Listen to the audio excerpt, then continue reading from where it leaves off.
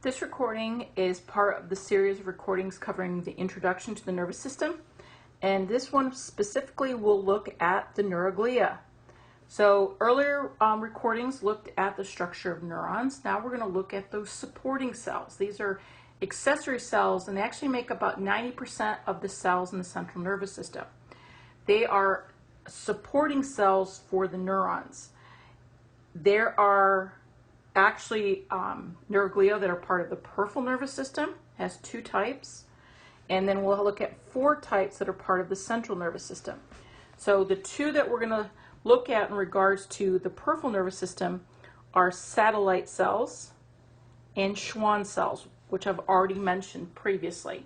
Then when we look at the central nervous system, we're going to look at oligodendrocytes, astrocytes, microglia, and ependymal cells.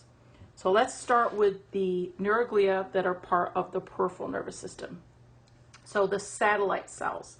So on this picture you see these satellite cells are these purple cells that are surrounding the cell body of the neuron.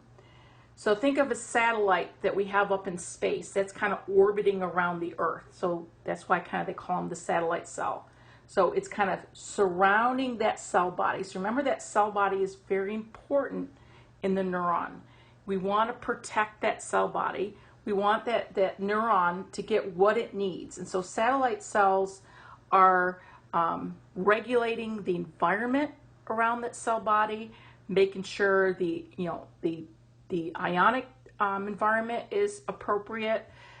It's getting things like the proper nutrients. It also helps to regulate things like oxygen and carbon dioxide around that cell body. I equate the satellite cell kind of to like a personal assistant. It's making sure everything's exactly how you want it. The Schwann cell in the peripheral nervous system, we had previously mentioned, is involved in myelination, but it also helps in repair in response to injury. So if there is a damage to the axon, it helps with that repair of it. Now in the central nervous system, we have four neuroglial cells. The first one we have is the oligodendrocyte.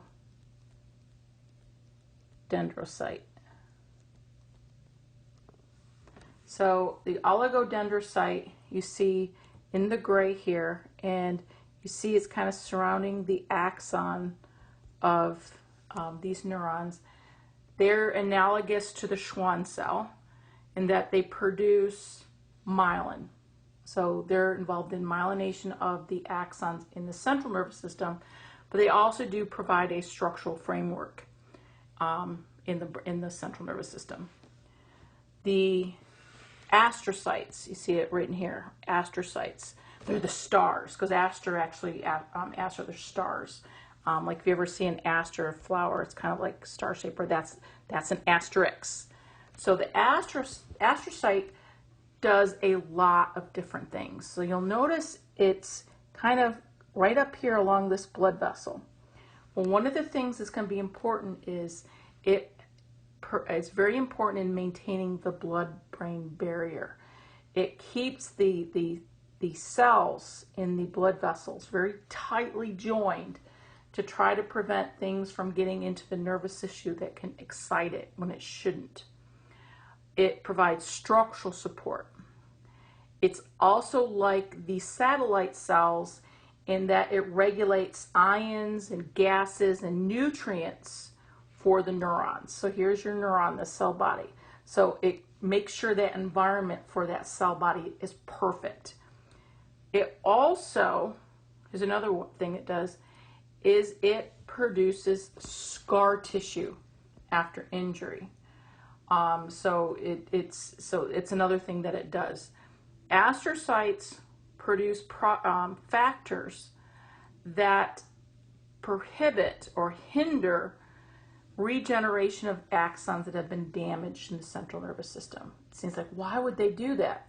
Well, it really wants to make sure we don't have axons going willy-nilly within your brain that can cause some problems. So it's like, no, we don't want that happen because you're not quite sure if it's going to get to where it needs to go and go someplace we don't want it to go. So the astrocytes actually produce factors that hinder regeneration of axons. So that's why you don't see regeneration of axons in the central nervous system as often as you do in the peripheral nervous system. Now the other thing we have, and I found these drawings on the internet and I thought they were hysterical, so I'm going to use them, is microglia. So microglia are phagocytic cells. And here you see it says resting microglia, having coffee, chilling. But then it notices some suspicious looking characters. It's like, oh, something's up. And so what happens is microglia actually become active. And so you see the AMG, active microglia. They're going to defend against things that aren't supposed to be there.